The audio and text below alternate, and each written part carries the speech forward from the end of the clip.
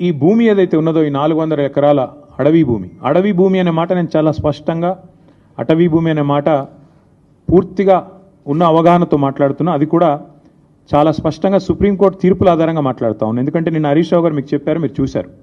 Supreme court 1996లోనే అంటే దాదాపు 30 ఏళ్ల కిందటనే స్పష్టమైన తీర్పు ఇచ్చింది. అడవి అని ప్రత్యేకంగా రిజర్వ్ ఫారెస్ట్ అని డిక్లేర్ చేయకపోయినా అడవులకు ఉండాల్సిన లక్షణాలు ఉంటే 0.4 క్యానపీ ఉంటే ఖచ్చితంగా అది ప్రైవేట్ ల్యాండ్ అయినా ఓనర్షిప్ ఎవరిదైనా ఖచ్చితంగా దాని అటవీ భూమిగానే గుర్తించాలి అని సుప్రీంకోర్టు తీర్పు ఇవ్వడమే కాకుండా సుప్రీంకోర్టు రాష్ట్ర ప్రభుత్వాలకు ఆదేశం కూడా ఇచ్చింది. ఏమని? మీ దగ్గర సుప్రీంకోర్టు తీర్పుకు అనుకూలంగా ఓనర్షిప్ ఎవరిదున్నా అట్లాంటి భూములు ఎక్కడెక్కడ ఉన్నాయి లెక్క తీయండి, దాన్ని రిజర్వ్ ఫారెస్ట్గా ఆల్రెడీ డిక్లేర్ చేసి ఉన్నా చేయకపోయినా ఆ లిస్టు మాకు పంపించండి అంటే ఇక్కడ కూడా మన తెలంగాణ ప్రభుత్వం కూడా రేవంత్ రెడ్డి ప్రభుత్వం కూడా సుప్రీంకోర్టు ఆదేశాలకు అనుగుణంగా ఒక కమిటీని కూడా ఏర్పాటు చేసింది ఆ స్థలాలను గుర్తించడానికి.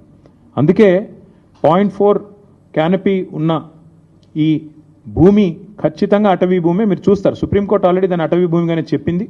మన జస్టిస్ గవాయ్ గారు కూడా చెప్పారు.